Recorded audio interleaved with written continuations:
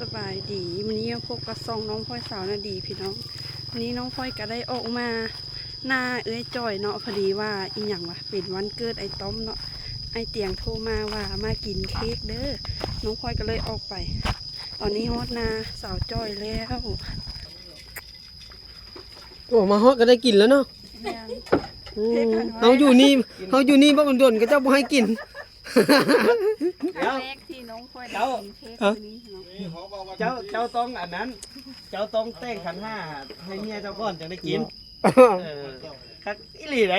วันสิ้นเราต้องแต่งขันห้าขอพรน้ำเมียฟังข้อเมีย ก็เรียกว่าแต่กันหาละของเงินน้ำเมีย ขอเงินที่หามาเอาให้เพิ่นเบิดเด้เขาก็ต้องแต่งขันห้าขอตอนให้เดี๋ยวแต่งขันห้าให้บ่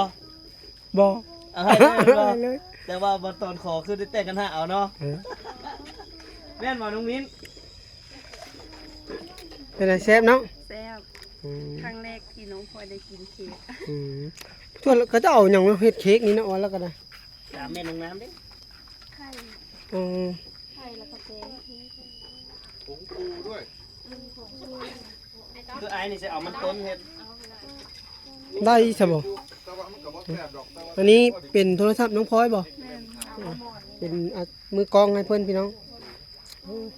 กล้องแจ้งแท้เว้ย เคยกินบ่เคยกินอีหลีเนี่ยน้องพลอย อีหลี โอ้ย วันเกิดตัวเอง เดี๋ยว จะมีใครเฮ็ดให้เมื่ออันเดือนสองหลังจากนี้นะว่าสิเฮ็ดอีเมลแล้วว่าบ่ต้อง อย่าช่วยเด้อมันเปลือง หายแล้วบ่ สิ บ่ ไปเป็นประมาณนั้นเนาะสิเฮ็ดหยังสิเฮ็ดหยังเยอะแยะ มันเปลืองมันก็มันเกิดหยังพ่อแม่บ่เคยพาเฮ็ด เดี๋ยวจะน้อยเขาสิมากินน้ำบ่ จริงๆคือวัยรุ่นซุมื้อนี่เขาเจ้าก็สิพากันเฮ็ดอยู่แล้วหั่นนะ มันไปตามสมัยตามสังคมเนาะว่าแล้วก็ มันก็ไปตามที่จริงวันเกิดนี่อยู่ลาว บ่มี มันบ่มีความหรอกแต่ว่ามันก็ทุกคนก็เฮ็ดเนาะ ตามสมัย ตามยุคตามสมัยบางครั้งก็ตามสังคมตะเวนตกประมาณนี้เพราะว่าหลายมื้อหลายวันมันก็ได้เฮ็ดตามเขาอยู่แล้ว โดยเฉพาะเป็นอย่างวันวาเลนไทน์ ใช่ วาเลนไทน์น้องก็ถือบ่น้องก็ฉลองบ่เพราะว่าหยังฮะบ่มีคู่ แม่น โอ้ยที่จริงวาเลนไทน์มันก็บ่ถึงขั้นว่ามีคู่มีเคียงดอกหลายๆท่านก็สิคิดว่าเป็นวันฉลองความฮักแห่งความฮักที่จริงมันก็บ่แม่นในเมื่อก่อน คำว่าเลนทายนี่มาเถอะเป็นภาษาอังกฤษบ่รู้ได้หรือว่าเฮาเว้าเอง มันเป็นของศาสนาอย่างก็บ่ต้องคำว่าเลนทายนี่น่ะ ของคริสต์เนาะ เฮาก็บ่ฮู้กันน้องพลอยลองกินเค้กให้เบิ่งไหมดู ความรัก หยุดพักกิน ทางนี้ก็ได้เอามา เอาบานนี้เอาคือเจ้าคือบ่ป้อนสั่น น่ะธรรมดามันบ่มุกต้องเป็นคนป้อน คำแรก คำเล็กเชื่อวิทย์นี่พี่น้องคนเคยกิน คำแรกเทื่อที่สอง เออ เป็นไดน้องเป็นไดรสชาติอธิบายรสชาติให้ฟังดูมันเป็นอะไรรสชาติเป็นยังไง รสชาติหวาน หวาน แม่น เบิ่งได้อสาววันที่ไหน หวานเป็น หวานแล้วจังไดมีความหอมอยู่บ่ มี หวานอมชมพู วิ่งเข้ามาอยู่กับลุงเลยบอกมาวิ่ง บ่น่าเชื่อเนาะว่าแท้คนใหญ่จน15ปีแล้วเนาะ อืม บ่ทันได้เคยกินเค้กจักเถอะพี่น้องเอ้ยก็ฝากมาให้เพิ่นกินนะผู้ใดนั่นก็ได้บ่เตียงซื้อมาแล้วนี่เพิ่นก็คือสิบ่แซ่บเท่า FC ซื้อให้เนาะ แล้วเช่นกัน แซ่บคือกัน น้องพลอยเพิ่นก็ จะได้อ้วน โอ้บ่ธรรมดาเด้อพี่น้องเดินทางมาแต่บ้านนาดีพุ่นเพื่อที่จะมา โทรเอารถจักร วันเกิดของลุงต้อมเนาะพี่น้อง ยัง มา ทำนามา เออ ๆอวยพรไอ้ต้อมแล้วบ่ อืม เสียง ไอ้นี่ไปอวยพร มา นะ อวย แม่ พรวันเกิดให้กับลุงต้อมแล้วก็มา เอาเค้กมา มาลิ้นต่างมาลิ้นกันล่ะพี่น้องเอ้ เค้ ย กมา เอ๊ะมันเบิดแล้ว เพราะว่าทีมงานเดียวกัน เออ อืม โอ้ยเบิ่งแม่บ้านทั้งหลาย ผู้นอนกันนอนพี่น้องน้องน้ำนอนแล้ว น้องน้ำเป็นคนเค้กอันน้องพลอยอีกได้น้องน้ำไหน สุดสีชมพูเลย มาน้ำลังแต่กะ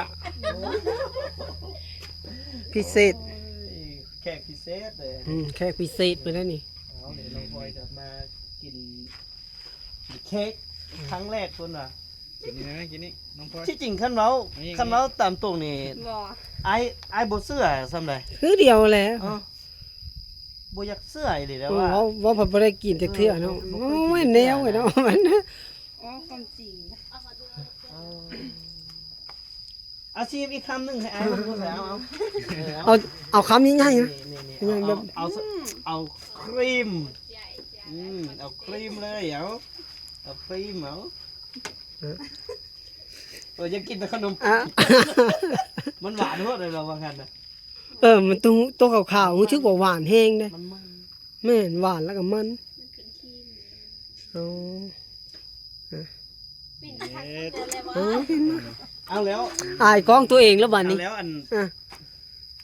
เฮ้ยอันแล้วมันค้าง ถ่ายกินนี่ แล้วมันค้างซ้ำแมมเบอรี่กับเพ่แล้วพี่น้องเอ้ย FC น้องพลอยซื้อให้ น้อง แน่ พลอยเทียบจะบ่ แซ่บ ปีหน้าซื้อมาพระมาปีหน้าเนาะ ปีหน้าวันเกิดน้องพลอย ปีหน้า อ๋อเพื่อจะได้กินนะปีหน้าพวกบ่ธรรมดา เด้อเฮ็ดปีหน้าละย่า เดือนไหนเดือน2วันที่4 นี่ วั ฮะ น เดือนโอ้ยังหลายเดือนอยู่ วันพุธ คันบ่ถึกวันพุธบ่ได้กินอีกนั่นน่ะคันบ่ถึกวันพุธก็บ่ได้จัดแล้ว นี่คือพูดไอ้ตอมในปีนี้คือวันคาน ปีนี้มัน โอ้บรรยากาศพี่น้อง พรขนาดเลย เพราะว่าปีนี้มันมี365มื้อ อึ๊บ ลดน้ำหน้าได้บ่เนี่ย ปีนี้มี365มื้อ ได้เบิด ชุดตัวนี้น่ะอันนี้สุดไปงานดอง สุดดำหน้าก็ได้เบิด เอาง่ายๆว่าสุดไปเล่นไปเที่ยวไปนาไปหาผู้บ่าวนี่สุดนี่เลยเบิดไปนอนนี่นะ ไปหาผู้บ่าวอีกได้ เบิดไปนอนนี่ได้สุดนี่ นี่นะแล้วเจอกันเนื้อ พลอยพี่น้องบ่ได้เห็นโดนเลยเนาะ งามขึ้นกว่าเก้าพันวัง บ่ได้เห็นโดนว่าหากะมามื้อดองนั้นบ่ฮอด2มื้อซักบ่เห็นโดนแล้วแต่ว่ายังเห็นทุกมื้อ อย่าพอ บ่ได้มาได้เงิน ไว้มา เอ้ยมันมา แต่บ่ เด้ สุก เจ้าบ่มาเบิ่งตอนเราไถนา โอ้น้องพลอยไถนาเก่งเท่าไหร่เล็งเล็กชอง หากันไถเทื่อละเทื่อที่2เนาะตอนไหนไปเนาะแต่บิดคันเร่งเว้นธรรมดา มือไอมาอันหลงเทื่อที่3 เทื่อที่3บ่ต้อง เมียนเพราะว่าน้องคานให้ใหญ่ คันสิว่าแล้วก็หากันเฮ็ดปีนี้ปีแรก เมียน ปีกับบิด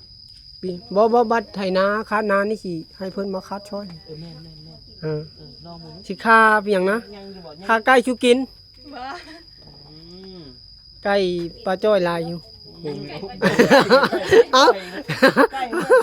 ใกล้ปลาจ้อย เอาคำนากันนะปลาจ้อยเดี๋ยวจ้าขนมพลอยมาคัดนาให้ได้ น้องพลอยเราเก่งน้องทำว่าเราเก่ง เราเฮ็ดได้หลายอย่าง ว่าสิจ้างเราเมื่อขายเครื่องซอยบ่สุกอยู่ บ่แพงดอกค่าดอง200ล้าน ตั้ง200 ล้านนี่เห็นบ่ มีแต่คน ไอ้ มา ย่า พบกัน บ่ แห้ง มีเงินแต่ง มีแต่ขอรุดขะดองแล้วเนาะ พอดีไปอยู่น้ำบ่สุกเลย โอ้ย FC เครียดเลยเพราะว่า FC เคยถามว่าไม่หยังก่อนน้องจอยไม่หยังก่อน FC ว่าไหนก่อน ถามว่าอย่างเกาะเบาบอสซุกกับน้องพลอยคบกันหรอครับอะไรเงี้ยแล้วเป็นอย่างคือมักคนประเทศเดียวกันทำไมไม่ออกนอกประเทศบ้าง คือบ่มักคนต่างประเทศแน่ คนต่างประเทศก็มักอยู่บ่ บ่มีไผมาก บ่มีผู้ใดมาให้จีบเลยแม่นบ่ น้องเพิ่นว่าบ่มีคนมักพี่น้องคนต่างประเทศเพิ่นก็มักคือเดียวหั่นแหละคือกันแล้วพี่น้องเนาะ โทรมาเรียนกับเพิ่นเด้อพี่น้องน้องเพิ่นเนี่ย มีคนจริงใจคือไอ้จ้อยนี่ใช่ว่ะ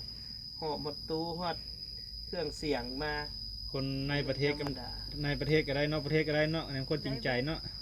เนี่ยบ่ตัวเนาะ